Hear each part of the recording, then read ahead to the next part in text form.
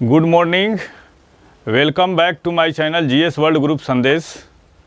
आज हम लोग 10 अगस्त से करंट अफेयर्स के कुछ महत्वपूर्ण प्रश्नों की व्याख्या करेंगे। हाल ही में 9 अगस्त को कौन सा दिवस मनाया गया? तो 9 अगस्त को विश्व आदिवासी दिवस मनाया गया। कौन? विश्व आदिवासी दिवस। और 2022 का विषय क्या है विश्व आदिवासी दिवस का? पारंपरिक ज्ञान के संरक्षण और प्रसारण में स्वदेशी महिलाओं की भूमिका है। और ये दिवस क्यों मनाया जाता है? यह जागरूकता बढ़ाने और दुनिया की स्वदेशी आबादी, जो रीजनल आबादी है, स्वदेशी आबादी के अधिकारों की रक्षा के लिए मनाया जाता है। कौन? 9 अगस्त को विश्व आदिवासी दिवस। 7 अगस्त को कौन सा डे मनाया गया था? 7 अगस्त को मनाया गया विश्व हथकरघा दिवस। विश्व हथकरघा दिवस। 8 अगस्त को क्रांति दिवस। 8 अगस्त को क्रांति दिवस। क्रांति दिवस। और 9 अगस्त को विश्व आदिवासी दिवस। और 6 अगस्त को कौन सा डे मनाया गया था? 6 अगस्त को मनाया गया था हिरोशिमा दिवस। कौन सा? हिरोशिमा दिवस मनाया गया था। हिरोशिमा दिवस मनाया गया था। भारत के 75वें ग्रैंड मास्टर कौन बने हैं? बी प्रणव। और कहाँ से हैं? तमिलनाडु से हैं। बी प्रणव तमिलनाडु के 27वें ग्रैंड मास्टर हैं और भारत के 75वें ग्रैंड मास्टर हैं। जो इस सूची में प्रसिद्ध विश्वनाथन आनंद तमिलनाडु से, डी गुकेश तमिलनाडु से और आर प्रज्ञानंद शामिल हैं। तमिलनाडु के ग्रैंड मास्टर हैं। और भारत के 75वें ग्रैंड मास्टर कौन बने हैं? बी प्रणव। और 70वें ग्रैंड मास्टर कौन थे? ये थे राजा ऋत्विक थे। 71वें ग्रैंड मास्टर कौन? ए संकल्प गुप्ता। और 72वें ग्रैंड मास्टर कौन? मित्राभ गुहा।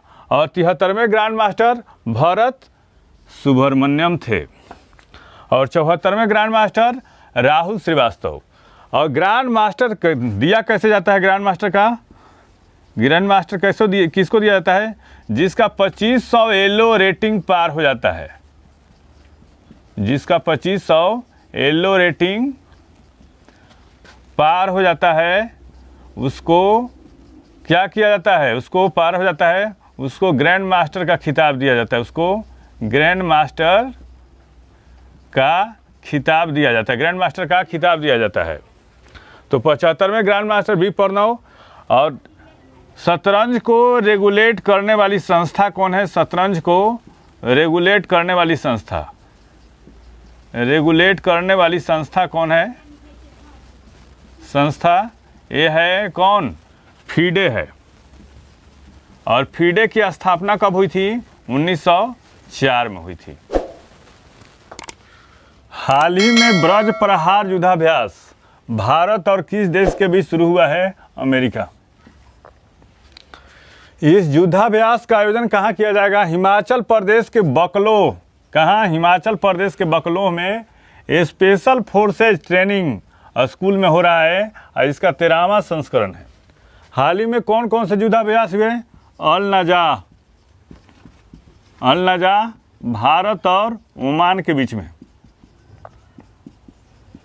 युद्धाभ्यास मिलिट्री एक्सरसाइज ये किसके बीच में?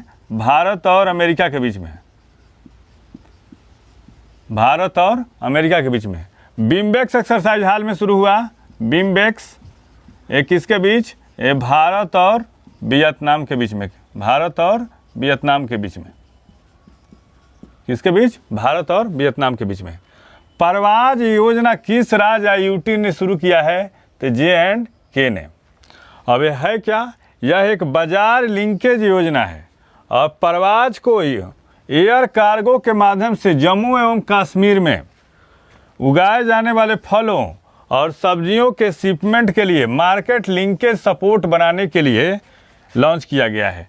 और जम्मू कश्मीर के उपराज्यपाल कौन है? मनोज सिन्हा। मनोज सिन्हा।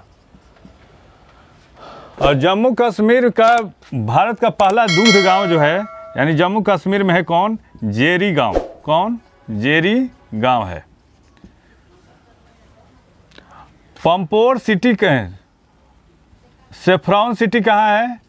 सेफ्रॉन सिटी ये है पंपोर। कहाँ है? पंपोर कहाँ है? J&K में। डल झील, डल झील, बुलर झील कहाँ है? ये है J&K में है। डेफ एक्सपो 2022 का आयोजन कहाँ किया जाएगा? ये किया जाएगा कहाँ पे? गांधीनगर में। और इसका आयोजन 18 से 22 अक्टूबर 2022 के बीच आयोजित होगा। और इसका कौन सा संस्करण होगा? 12वां संस्करण होगा। और यह रक्षा क्षेत्र में एशिया का सबसे बड़ा आयोजन है। कौन? Def Expo 2022। और इसकी थीम क्या है? डेफ एक्सपो 2022 की थीम पाथ टू प्राइड है। क्या है? Path to pride.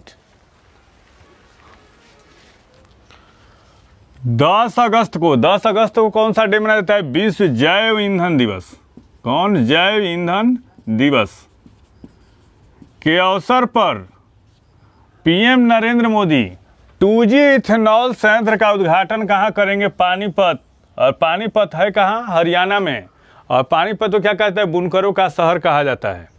और पानीपत ऐतिहासिक दृष्टि से भी प्रसिद्ध है। यह इथेनॉल संयंत्र देश में जैव ईंधन के उत्पादन एवं उपयोग को बढ़ावा देने हेतु सरकार के प्रयासों का हिस्सा है। और इथेनॉल संवर्धन नीति लागू करने वाला भारत का पहला राज्य कौन बना? तो बिहार। और इस संयंत्र में सालाना लगभग 2 लाख टन चावल के भूसे मतलब पराली का उपयोग किया जाएगा। और इस संयंत्र से 3 करोड़ लीटर इथेनॉल का उत्पादन किया जा सकेगा। हाल ही में काकोरी कांड की वर्षगांठ कब मनाई गई? तो 9 अगस्त को। ये कब हुआ था? 9 अगस्त 1925 को हुआ था, जिसमें ट्रेन डकैती हुई थी, जिसमें एक सरकारी खजाने को लूट लिया गया था। और इसमें 10 क्रांतिकारियों का दल था। 10 क्रांतिकारियों का दल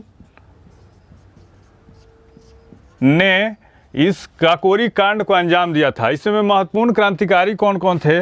राजेंद्र लाहिड़ी, राम प्रसाद बिस्मिल, अशफाक उल्लाह और रोशन सिंह। ये 4 महत्वपूर्ण थे।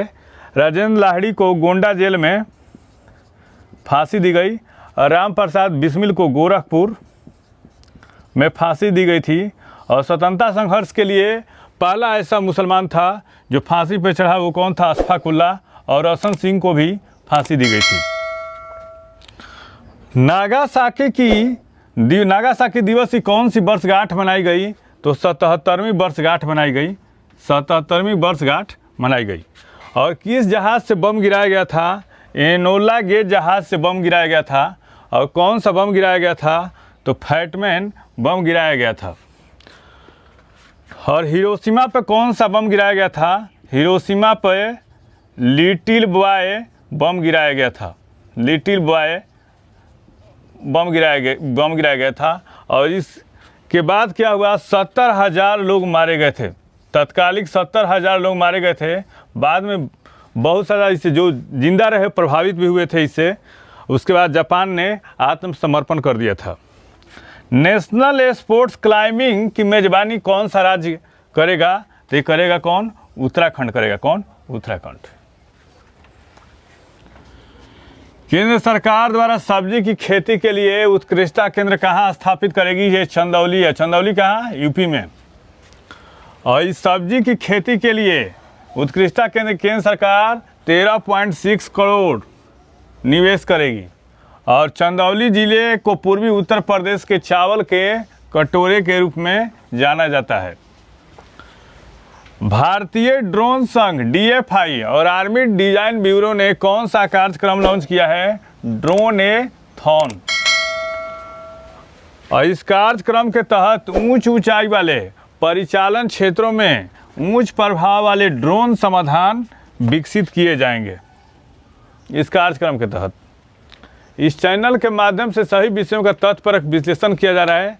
आप इस चैनल से जुड़िए, लाइक कीजिए, सब्सक्राइब कीजिए। Thank you.